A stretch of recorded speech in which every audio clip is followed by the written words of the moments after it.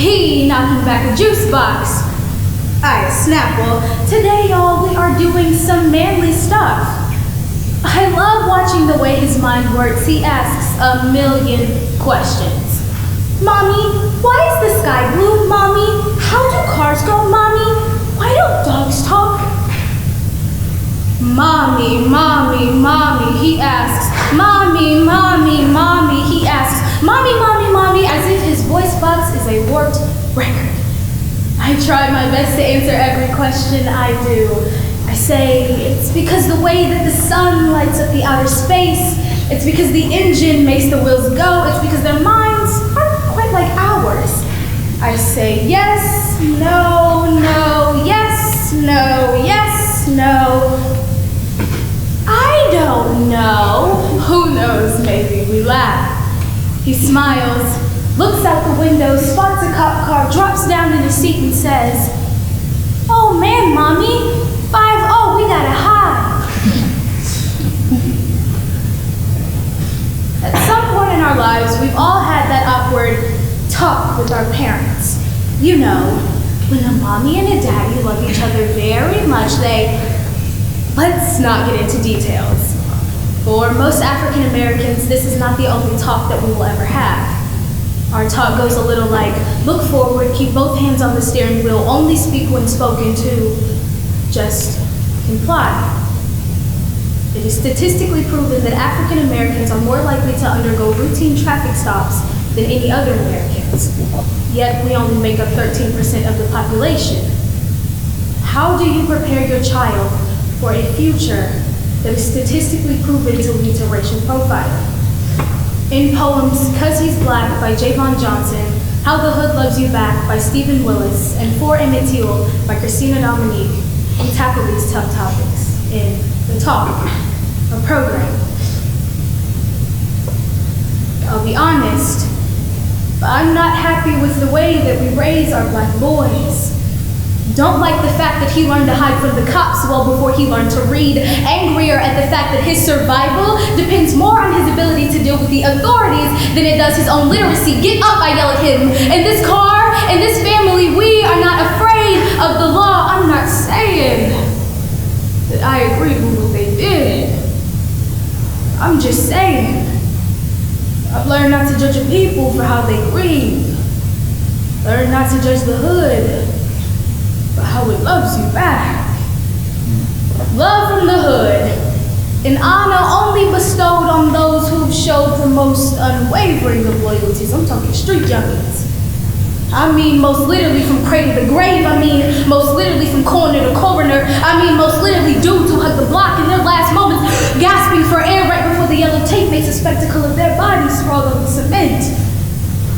If the hood loves you, she'll write it in tombstone text. A boy's face and childhood nickname will be written in script across a XXL white tee. Ain't it funny how quickly death becomes fashionable? A testament to how tragic memories don't fade even in the washing machine. You can expect your culture to kin to tattoo your name in the most visible of places. Your birth date in Roman numerals will kiss the left side of your little sister's collarbone long before a boy ever does in grief. We graffiti murals. That's how Biggie and Pac got faces in places that they never called home. I know boys who balled away to pull their own weight long before the rigors of college, but the most famous of us will have streets named in our honor. Martin Luther King Drive and Malcolm X Boulevard both debunk the myth of respectability and prove that no matter what the politics, all black boys are doomed to die by bullets. I wonder if he can hear the uncertainty in my voice. Is today the day that he learns that his mother is willing to lie to him? That I am more human than I am hero? We both know the truth is far more complex and do not hide.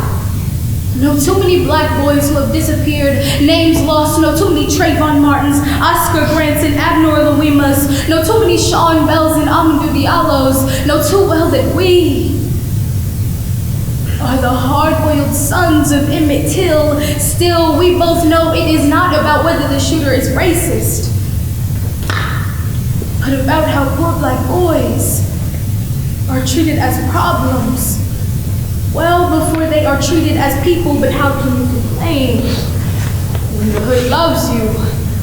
And we gon' keep loving you long after the gravel has swallowed your portion of the 40.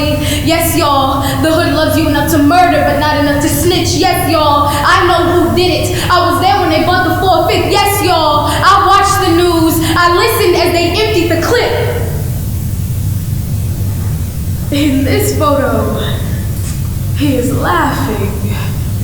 And there is no cotton gin tied around his waist. He is not stretched into swollen limbs. His eyes are still hazel and recognizable. 2 neat rows of perfect teeth sit totem-like in his mouth, and ain't nobody know his name yet, because he had not yet been murdered. He is still slipping into the kitchen to get another piece of cornbread while his mama ain't looking. And ain't no man dressed up like midnight, snatching him out the door and changing everything when neither of them asked to be anything but laughing in the kitchen with the greens still simmering in the pot. This last photo of Emmett Till is a Holocaust. The one that history has concretized into the nighttime musings of black children. There were no eyes smiling back at the camera. What was there was not there at all. What was there swallowed the world. This is what the South does to a fast-talking, finger-snapping Negro from up north who whistles and boasts about the big city honeys with rosy lips and no Jim Crow. This is an image that I shoved at my own 14-year-old son, frenetic in my attempt to tell him that this is Black history. I take him by the hand. I say, be strong, be kind and polite, know your laws, be aware of how quickly your hand moves from pocket for wallet or ID, be more aware of how quickly the officer's hand moves from holster for gun, be black. Be a boy and have fun, because this world will force you to become a man far more quickly than you will ever have the need to.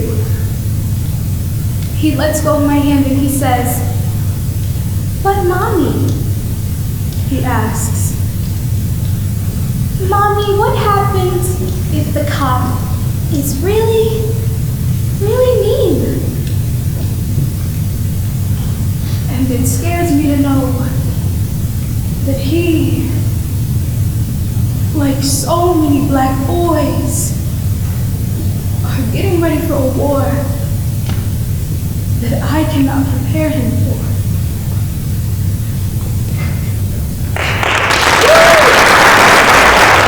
This little binder is my book, and it's basically your prop. So in some way, shape, or form, you have to incorporate it into your piece, which is why I do like little things with it. But if you don't really have good book work and you just sit there and read from it, it's not gonna make finals.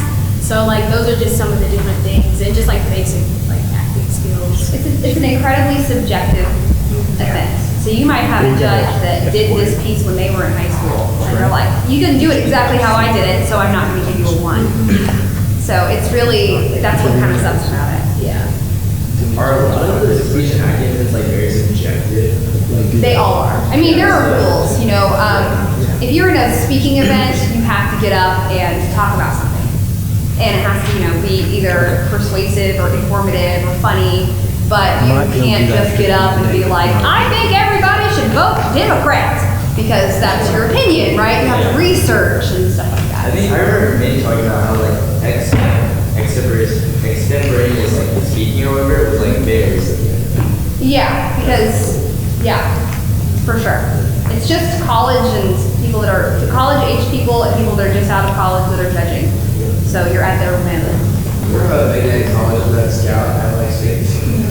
There are people that come and scout at actual tournaments. So Omari met with somebody from IC yesterday. Addie Mays got scouted pretty early in her season last year, and that's how she got a full ride scholarship for speech and acting. Just about every single tournament, I have a coach from McKendree usually come and talk to me and like try to recruit me to their team, and I'm like, I'm a junior.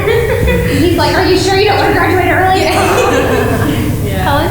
All right, so is there any benefit to what piece you pick per se, or like what you talk about? Because you said it's subjective, but if you talk about like certain things that wouldn't be popular, like if you talk about like extremely unpopular things, like Yeah. if you just start randomly claiming that racism is anything, or that like guns don't kill people, whatever. Yeah. Like, A couple years ago, I had a student that did a piece, and he got up there and he was talking about, like, he was a very conservative person, which is fine. You know, I don't encourage talking about politics, but he wanted to. And he could have gotten up there and been very delicate. I think this, because this. But instead, he said, you know, these liberal idiots are always out there. And that, of course, you know, you've got college-age students that are saying, like, I disagree. So they, of course, marked him down. Technically, they're not supposed to, but I mean, for a piece like this, I would say that it's better to do something that is current. You know, race is a very big problem that we have. Racism is a problem that we have here. So it's better to do that than, I don't know, there are some poetry pieces. I saw one time that was from a bunch of different animal perspectives. Every time she turned a page, she was a different animal. It was so good, but it wasn't as timely as Omari's piece. They have to be a certain amount of time. Yeah, 8 minutes is the sweet spot. Yeah. If she hits 8:29 in 99 milliseconds, she's still good. If she hits 8:30, she gets marked down a rank for every judge. So it's really, really important that she doesn't go over. I think yours is like 8:06. Any other questions? Yeah. Sorry. I guess I'm going to ask you one question. What inspired you to do this piece from a mother's perspective to a son rather than maybe a mother's to a daughter? What did inspire me to do this? Well, the pieces that I chose, I've been looking at them for like a really long time, and I really like the story, and to know, or not to necessarily know, but to think that in the future I may be a mother to a son, and to have this talk to somebody, just like I just wanted the audience to feel how I would feel if I were to have to give this talk to some child of mine. And I just felt like it was a very good topic, because especially having it to like mother to son would just be like something super like heart-wrenching, and just because like there are tons of women who are in the audience who may not be Black women, but they're women with sons, and they're like, it's just kind of resonates with them, because it's like, well, what if I had to tell my child that, you know, you might be in this sort of predicament and there may be nothing that you can do about it, and that's like something scary, and it's just kind of like shocking, and it like really, I feel like judges really like, even if they can't understand it from like an experience point of view, it's like an empathy type of thing. Any other questions, comments, concerns? Yes. Did you use these methods? I did it all 4 years. Did you go to state? I never competed at state because it always interfered with IHSA